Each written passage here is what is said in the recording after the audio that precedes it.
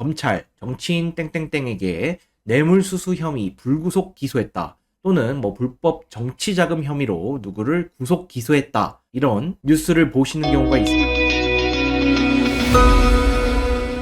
안녕하세요. 혼이로TV의 김기훈 변호사입니다. 자, 이번 시간에는 정치나 사회면에서 자주 사용되는 법률 용어 중에 여러분들이 오인하는 대표적인 세 가지 분류에 대해서 한번 설명드려 보도록 하겠습니다. 그래서 바로 본론으로 넘어가면 첫 번째, 기소와 공소라는 단어가 있는데 이것은 죄가 인정된 것이 아닙니다. 그래서 기사를 보면 검찰, 정치인 땡땡땡에게 뇌물수수 혐의 불구속 기소했다. 또는 불법 정치자금 혐의로 누구를 구속 기소했다. 이런 뉴스를 보시는 경우가 있을 텐데 일반적으로 이러한 내용이 있으면 이 정치인이 이러한 범죄를 저질렀다고 생각하는 경우가 많습니다. 즉 판결을 받았다고 오인하는 경우가 많은 것 같습니다. 하지만 이 기소, 공소는 검찰이 혐의가 있다고 생각을 해서 기소한 것에 불과합니다. 그래서 이 기소가 무엇인지 정확히 이해를 하셔야 하는데, 기소라는 것은 검사가 이 사람이 이제 범죄를 저지른 것 같으니 법원에 처벌을 해달라고 심판을 구하는 것을 우리가 공소라고 합니다. 그리고 그 공소를 제기한 경우, 즉 공소의 제기를 약칭으로 기소라고 표현을 합니다. 그래서 기소라는 것은 결국 검사만 죄가 있다고 본 상태일 뿐이고 법원은 아직 이것에 대해서 판단하지 않은 것입니다. 법원이 최종적으로 그 사람이 무죄인지 유죄인지 여부를 판단하게 되어 있습니다. 그래서 검사가 기소를 했다면 형사 재판이 시작되는 것이고, 형사 재판에서는 무죄가 나오는 경우가 있기 때문에 아직 그 사람이 죄를 저질렀다고 판단할 수는 없는 것입니다. 그리고 우리 형사소송법의 대원칙은 무죄 추정의 원칙이라고 해서 법원의 판단이 이루어지기 전까지는 무죄로 추정하기 때문에 우리는 기소가 되었다고 해서 그 사람이 무조건 죄인이다 이렇게 판단해서는 안 되는 것입니다. 법원이 유죄 판결을 내렸다 라고 했을 때 판단하시면 됩니다. 그리고 고소와 고발의 차이도 명확히 알고 계셔야 합니다. 자, 고소와 고발은 모두 수사기관에 범죄 사실을 신고해서 그 사람을 처벌해 주세요 라고 구하는 것입니다. 그런데 이제 차이점은, 고소는 피해자 또는 피해자의 대리인 등 특정인이 할 수 있는 것이고, 일반적으로는 이제 피해자라고 생각하시면 됩니다. 피해자가 할 수 있는 것이 고소고, 피해자 말고 다른 제3자가 혐의가 있다고 생각해서 신고하는 것은 고발입니다. 그래서 고소는 피해자가 하는 것이고 고발은 누구든지 할 수 있다라고 생각하시면 됩니다. 그래서 우리가 정치인이나 단체, 협회 등이 자주 보여주는 모습이 하나 있습니다. 바로 고발장을 들고 수사기관에 접수하는 모습의 사진을 우리가 뉴스에서 많이 접하게 됩니다. 그런데 이제 대부분이 고발장이거든요. 그런데 이 고발장은 제가 앞서 말씀드린 것처럼 직접적으로 피해를 본 사람이 아니라 제3자 누구든지 할 수 있습니다. 그래서 고발장을 접수하는 그 정당의 국회의원, 협회의 어떤 사람, 그 사람들은 피해자가 아닙니다. 그런데 이제 혐의가 있다고 생각을 해서 피해자를 대신해서 수사기관에 고발장을 접수하는 것이죠. 그래서 만약에 고소장이 아니라 고발장을 들고 있거나 고발장을 접수하는 모습을 보신다면 그 사람, 그 고발장을 들고 있는 사람은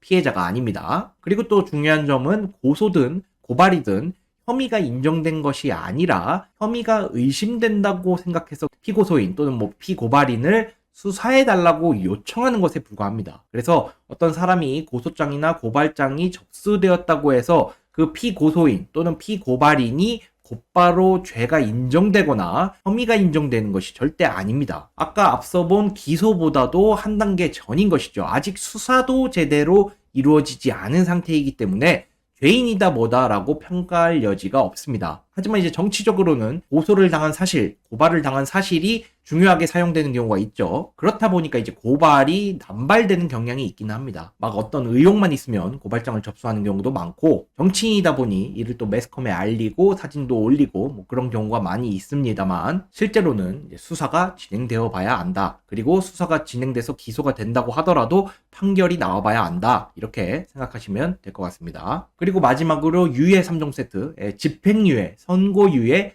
기소유예가 있습니다. 표준 국어 대사전에 따르면 유예라는 것은 일을 결행하는데 날짜나 시간을 미루는 것이라고 명시하고 있습니다. 그래서 유예가 붙은 이 집행, 유예가 붙은 이 선고, 유예가 붙은 이 기소는 결국 집행을 미룬다, 선고를 미룬다, 기소를 미룬다라는 뜻입니다. 할 수 있는데 미룬다는 것이죠. 즉, 집행을 할 수 있는데 미뤄주겠다. 선고를 할 수 있는데 미뤄주겠다. 기소를 할 수 있는데 내가 미뤄주겠다라는 뜻입니다. 그래서 먼저 집행유예와 선고유예는 법원이 하는 것인데 죄는 인정된다. 하지만 내가 형의 집행을 미루겠다는 것이 집행유예입니다. 집행을 미루겠다. 그러니까 형의 집행을 미루겠다는 것입니다. 근데 형의 집행을 미루겠다는 것은 형의 집행이 가능하다는 것이고 결국 죄는 인정된다는 것입니다. 그래서 집행유예가 선고됐다는 것은 죄는 명백히 인정된다는 것입니다. 단지 형의 집행을 미루겠다는 것이죠. 그리고 선고유예도 마찬가지입니다. 죄는 인정되지만 선고를 미루겠다는 것입니다. 그러니까 집행유예보다는 훨씬 더 관대한 처분이긴 합니다. 선고 자체를 미루겠다는 것이라서 중범죄 같은 경우에는 뭐 선고유예가 거의 없고 경미한 범죄이거나 그 선고로 인해서 피고인이 얻을 불이익이 상당한 경우에 이제 선고유예가 이루어지는 경우가 있는데 이 경우에도 죄는 인정되는 것입니다. 그리고 이러한 집행유예와 선고유예는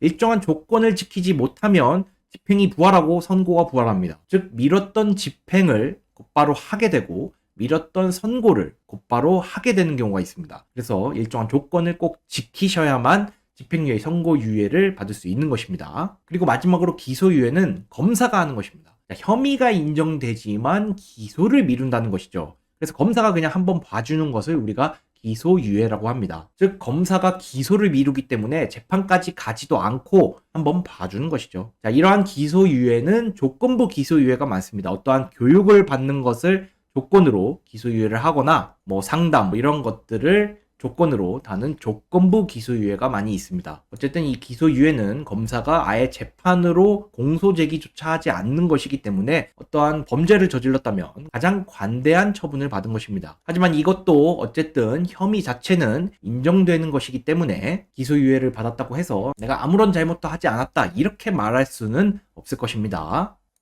이번 시간에는 우리가 일반적으로 사용하는 법률 용어 중에 오인하고 있는 것에 대해서 설명드렸습니다. 다음 시간에 뵙도록 하겠습니다. 감사합니다.